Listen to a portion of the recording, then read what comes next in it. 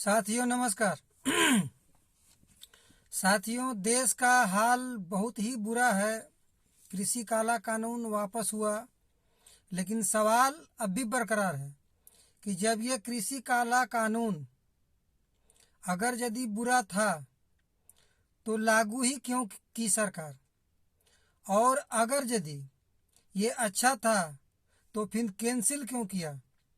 और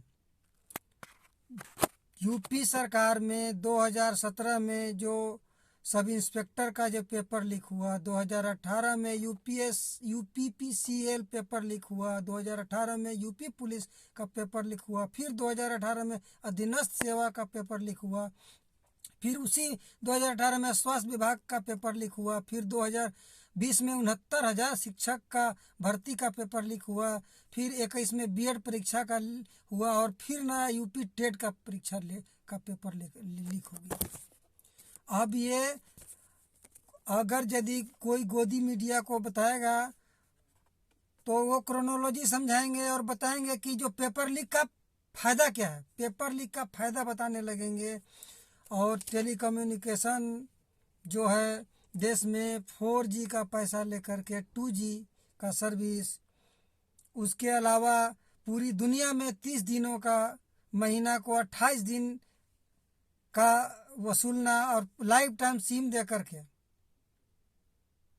हर महीने इनकमिंग बंद कर देना, हर महीने के 28 दिन में ही इनकमिंग बंद कर देना। इसका भी गोदी मीडिया बताएगा कि इसका भी क्या फ़ायदे हैं 30 दिन के बदले 28 दिन का महीना कर देने से। और ये कपड़े पर नेट में जो रेट बढ़ रहा है, कॉलिंग में रेट बढ़ रहा है, उसके क्या फ़ायदे हैं वो भी बताना शुरू कर देगा अगर इन पर भरोसा किया जाए तो। सरकार अभी उड़न दस्ता बना हुआ है, वो एकदम उड़ करके चुनावी मूड में है। उड़ करके जा करके जिस राज्य में चुनाव है पट से मंदिर में पूजा कर देना है, एयरपोर्ट का उद्घाटन कर देना है, न जाने क्या क्या उद्घाटन कर देना है। भले ही चुनाव बाद उसे बेच दे सरकार, लेकिन उद्घाटन करना है। चुनावी मूड में है, सरकार को कोई मतलब नहीं है कि आटा का, डाटा का, पेट्रोल का, डीजल का, गैस का, खाद्य पदार्थ का, सब्जियों का, टमाटर का, प्याज का, किसी चीज़ का भी रेट बढ़ रहा हो, कपड़ा का, जूता का, बच्चों की पढ़ाई का, सरकार को उससे मतलब नहीं है। सरकार एनी टाइम रहती है अपने ये इलेक्शन मोड में, और अगर यदि चुनाव हार भी जाती है तो गम नहीं है, वो एमपी को, एमएलए को खरीद करके सरकार बना लेगी। साथियों, ये गोदी मीडिया पर और ये सरकार पर अगर आप भरोसा करें तो आपको हर साल 2 करोड़ नौकरी मिल गई, काला धन वापस आ गए, 15-15 लाख रुपए आपके खाते में भी आ गए।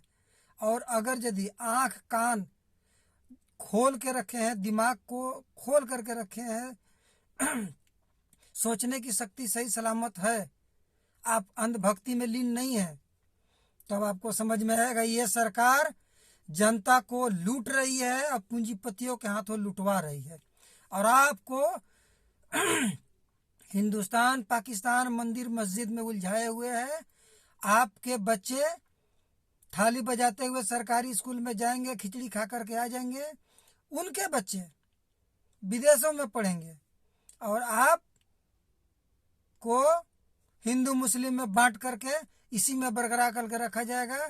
आप अगर शिक्षित हो जाएंगे तो आप सरकार से सवाल करेंगे कि कहाँ है 2014 में जो आपने कहा था हर साल 2 करोड़ नौकरी, क्या हुआ है आपका जुमले, ये जो वादा किए थे उसका क्या हुआ? काला धन वापस आया क्या? 15 लाख मिले? नहीं ना। सरकार शिक्षा, अगर आप जनता शिक्षित हो जाएगी तो शिक्षा से सवाल पैदा होता है, जो ये सरकार करने नहीं देती है।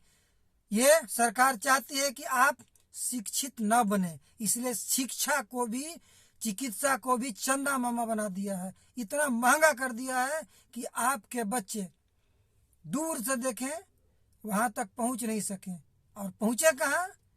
वही खिचड़ी वाला स्कूल में थाली बजाते जाएं और खिचड़ी खा करके थाली बजाते चले आए। साथियों, आने वाले इलेक्शन में आपको ये सारे बिंदुओं पर ध्यान रख करके वोट करने की जरूरत है। नमस्कार।